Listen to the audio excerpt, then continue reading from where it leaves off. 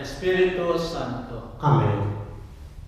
Ipinagdiriwang natin ngayon ang Trinity Sunday at tayo inaanyahan na makiisa sa tunay na pagmamahal ng ating Panginoon, ang tunay na pagmamahal ng Diyos. Sumayin niyo ang Panginoon. Sumayin niyo rin. Ang pagbasa sa Banal na Ebanghelyo ayon kay Juan. Luwalhati sa iyo, Panginoon. Noong panahon yun, sinabi ni Jesus sa kanyang mga alagad, "Marami pa akong sasabihin sa inyo, ngunit hindi pa ninyo kayang unawain ngayon. Pagdating ng Espiritu ng katotohanan, tutulungan niya kayo upang maunawaan ninyo ang buong katotohanan. Sapagkat magsasalita siya, hindi sa ganang kanyang sarili. Sasabihin niya sa inyo ang kanyang narinig at ipapahayag ang mga bagay na darating. Pararangalan niya kayo, sapagkat sa akin magmumula ang ipapahayag niya sa inyo. Ang lahat ng sa Ama ay akin, kaya ko sinasabi, sa akin magmumula ang ipapahayag niya sa inyo." Ang salita ng Diyos. Purihin ka, O Kristo. Minamahal ko mga kapatid sa pananampalataya, ang dami nating nababalitaan, napapakinggan, nakaguluhan sa buong daigdig. Iba't ibang parte ng daigdig. Ang pag-atake sa isang paaralan, na doon ay maraming namatay, maliliit na bata, kanilang mga guro, na halos ay walang kabuwang-buwang. Subalit sila ay pinagbabaril at namatay. Marami pang mga pangyayari sa iba't ibang lugar ng buong mundo. Ang ganito lalong-lalo na sa Amerika. Hindi pa natin nakakalimutan ng buong mundo ang pag-atake sa World Trade Center sa New York. September 11, 2001, mga bandang alas 5 ng umaga. Suicide na eroplano, inagaw ng mga terorista upang ibangga lamang doon sa World Trade Center. At dahil dito, 2,996 na mga tao ang nawalan ng buhay dahil sa pag-atake ito. Dito nagsimula at sa iba't ibang parte ng daigdig ay marami pa rin mga suicide bombers. At ang lahat ng ito ay ginawa dahil sa kanilang paniniwala ng jihad o kaya yung holy war, na sila ay nakikipagdigma. Gusto nilang parusahan yung sinasabi nilang infidels o mga taksil sa pananampalataya. Ang mga militant Muslim extremist na ito ay nakahandang pumatay at mamatay dahil sa paniniwala nila na ang kanilang gantimpala na nanggagaling sa kanilang Diyos ay yung paraiso na kanilang patutunguhan sa kanilang pakikipagdigma kahit sila ay mamatay.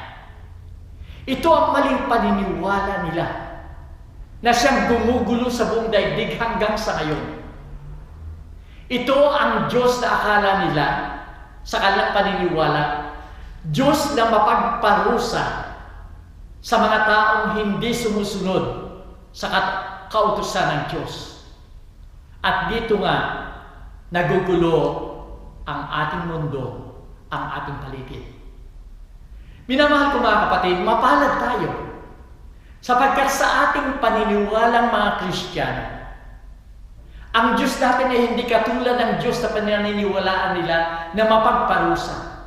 Sapagkat ang Diyos natin ay Diyos ng pag-ibig, may awa, may habag, at siya ay nagpapatawad sa mga taong gustong bumalik,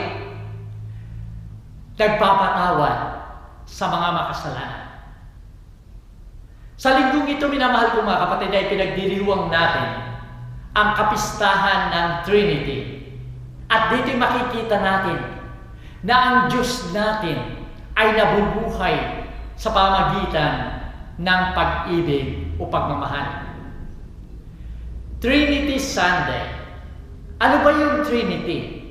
Ito ay isang dogma na kung sasabihin natin dogma ng ating pananampalataya, kailangan natin natanggapin at kailangan nating paniwalaan bilang miyembro ng ating simbahan.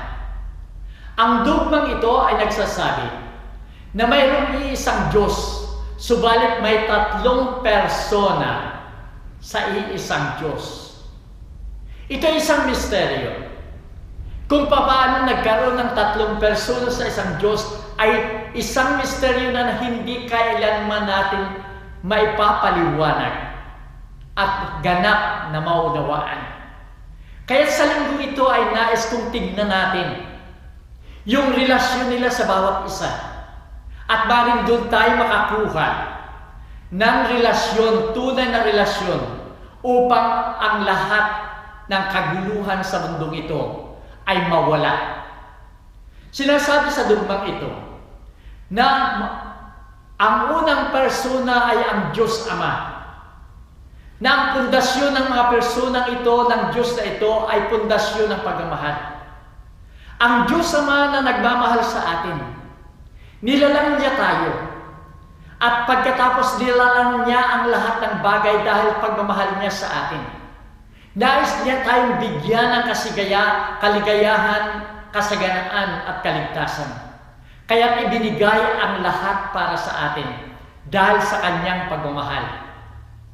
Ibinigay niya ang kanyang anak bilang pagmamahal niya sa atin. At ang anak, ang ikadalawang persona, ay upang bigyan ng tunay na pagmamahal ang kanyang ama. Tinanggap niya ang misyon niya na pumarito sa daigdig. Pagkatapos inialay niya yung buo niyang sarili para sa ating kaligtasan dahil tayo ay minamahal ng kanyang anak.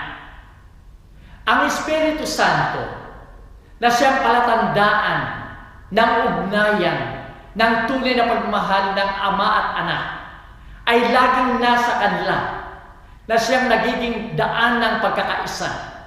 At ang pagkakaisang ito ay nasa atin sapagkat ang Espiritong ito ay nasa atin, ipinadala sa atin upang tayo man ay makiisa sa isang pamilya ng Diyos na ang pundasyon ay tunay na pagmamahal.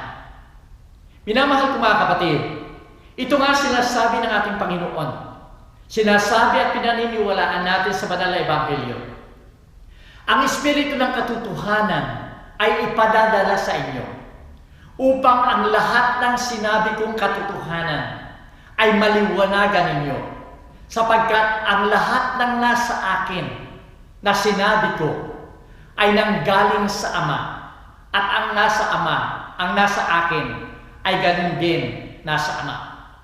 Kaya makikita natin, ito ay perfect relationship, perfect na pagmamahal, perfect communication, sapagkat ang iniisip, ang nadarama, ang pinaplano ng bawat isa ay pinaplano ng lahat, nararamdaman ng lahat, at ito ay pinapahayag ng lahat.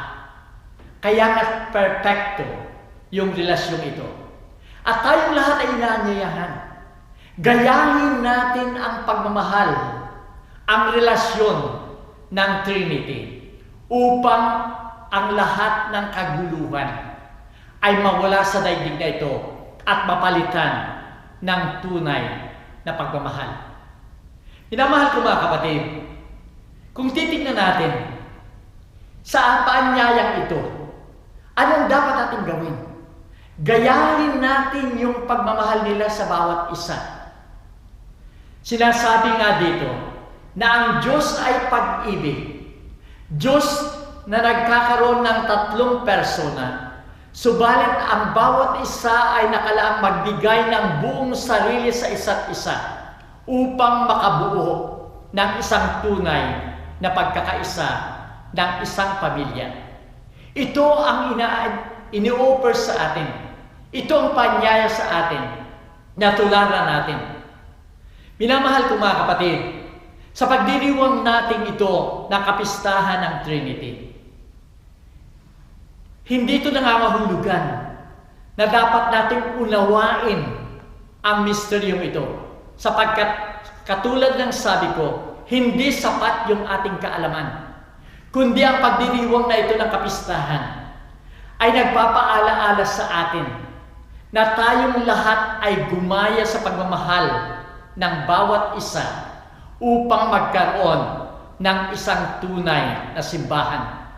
Kung tayong lahat na miyembro ng simbahan ay nagmamahal na katulad nito, ang simbahan ito ay magkakaisa na tulad ng sinasabi ng ating Panginoon, isang simbahan, isang katawan na nagmumula sa isang pamilya ng Diyos.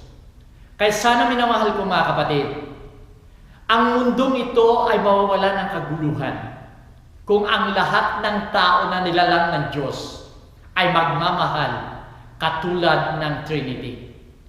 Ang ating lipunan ay unti-unting namamatay.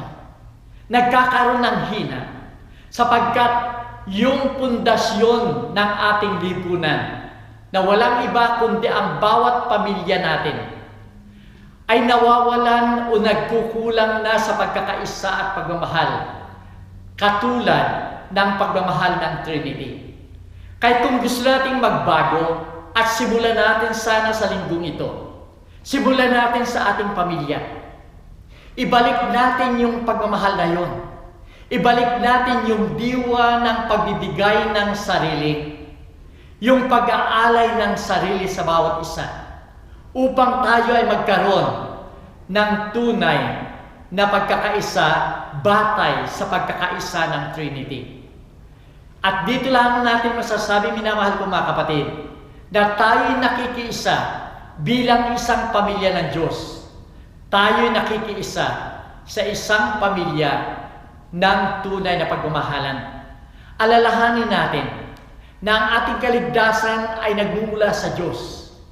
Subalit ang kaligtasan ito ay maaari lamang niyang ibigay sa atin o makamta natin kung tayo nakikiisa sa kalooban niya ng pamumuhay sa diwa ng pagbibigayan, pagmamahalan at pagkakaisa. Dito lamang natin masasabi na kaisa natin ang Diyos Ama, Diyos Anak at Diyos Espiritu Santo, at sinasamba natin, minamahal natin ang tunay na Diyos ng pag-ibig. Sumayin niyo ang Panginoon. At sumainyo rin.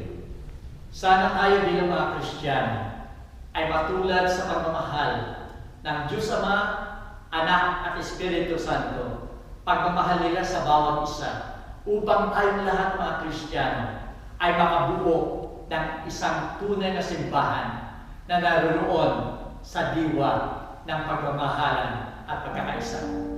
At naway pagpalain kayo ng makapangyarihan Diyos, Ama, Anak at Espiritu Santo. Amen. Kumain tayo mapayapa ng buong pagmamahal. Salamat sa Diyos.